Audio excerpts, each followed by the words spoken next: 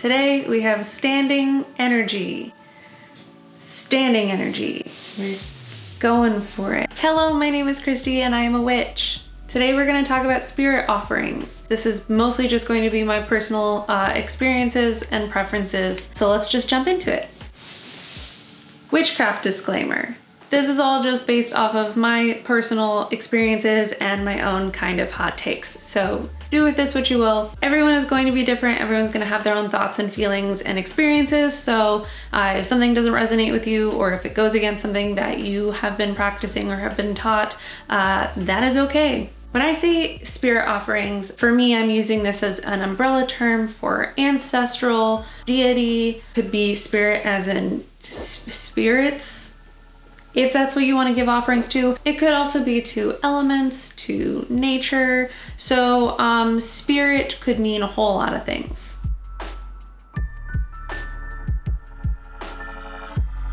So a spirit offering is a gift. You are saying thank you, or you are honoring whatever spirit or deity or essence you would like to honor with this gift. You are offering them something. Christy Witch's hot take number one: I don't personally work with deities or spirits or energies as worship, and I don't believe that offerings should be approached from a sense of I'm going to give them something and therefore I want something in return.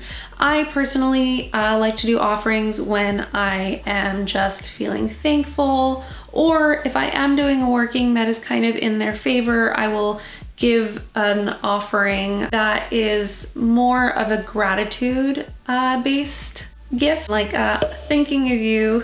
So I don't really like to think about it as a give and take, and more of just a give for the sake of giving. If you get some sort of benefit out of it other than just a better connection with that thing, then cool, great, wonderful. Christy Witch's hot take on spirituality number two. I believe that you don't have to believe in deities or spirits in order to benefit from offerings. There are atheist and secular witches that are probably like, why am I this far into this video? Hey, thanks for sticking around. You don't have to believe in gods or deities in your personal practice in order for spirit offerings to mean something to you. The thought of giving a gift or giving back to something in honor of a spirit could mean a lot of different things. A lot of things that you can do are going to be giving back to an essence or aspect of your practice that are honoring the spirit of your practice instead of a spirit, if that makes sense. Just think about other ways that you can incorporate it to honor your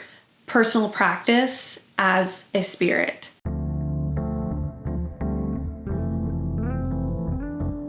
Offerings will of course vary depending on what kind of spirit you are working with. So if you're working with an elemental spirit, let's say you're working with the earth, you can give an offering to the earth like water on plants. You can also of course do deity offerings where you set out items on an altar for that deity. So what kind of offerings you give are going to depend on what kind of spirit you are offering to.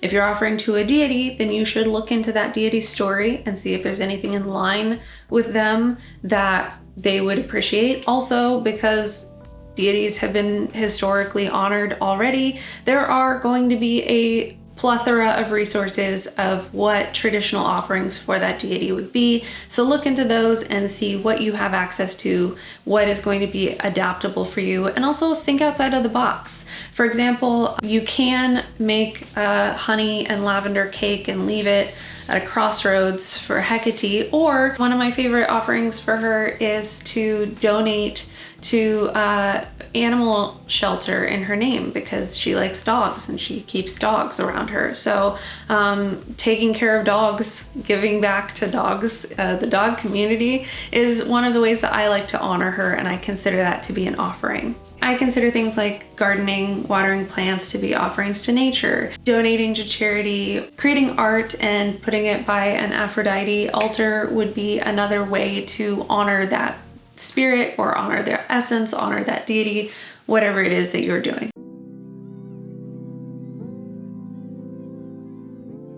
If you are doing physical offerings, how long should you leave them out? That's going to depend on, again, the person and the practitioner. I have some like roses on an Aphrodite altar that are dried that I just leave up there. They just stay there. If you're offering things like food or drinks, those things obviously do have an expiration point and you don't want to leave them out for too long. Use your best judgment on that.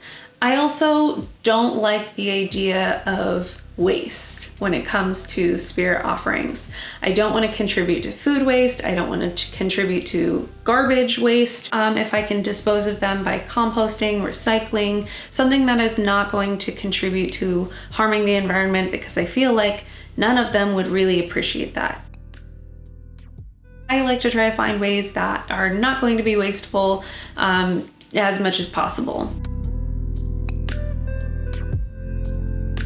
So another good question is when to do an offering. Of course, if you're doing particular workings that are invoking a certain essence, or if you're doing like ancestral work, or during particular holidays or Sabbats that are going to be in line with that spirit that you would be offering to. For me, spirit offerings are just a nice thing to do. But I am also one of those people that likes to give people things as my love language. So for me, the just ritual of being able to be like, oh, I thought of you, here is a stone, that just brings me joy, and it adds a little nice thing to my practice.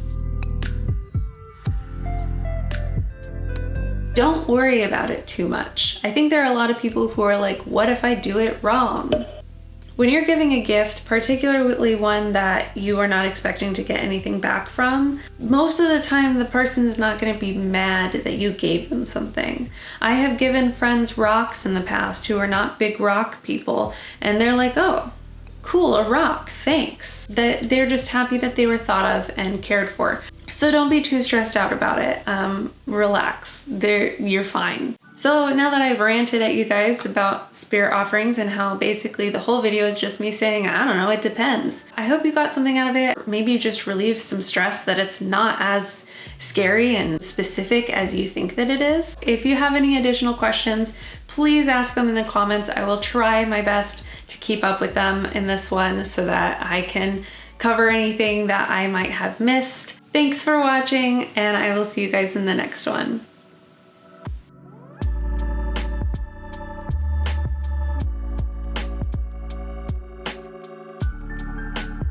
Standing energy. Look at this. Goblin mode.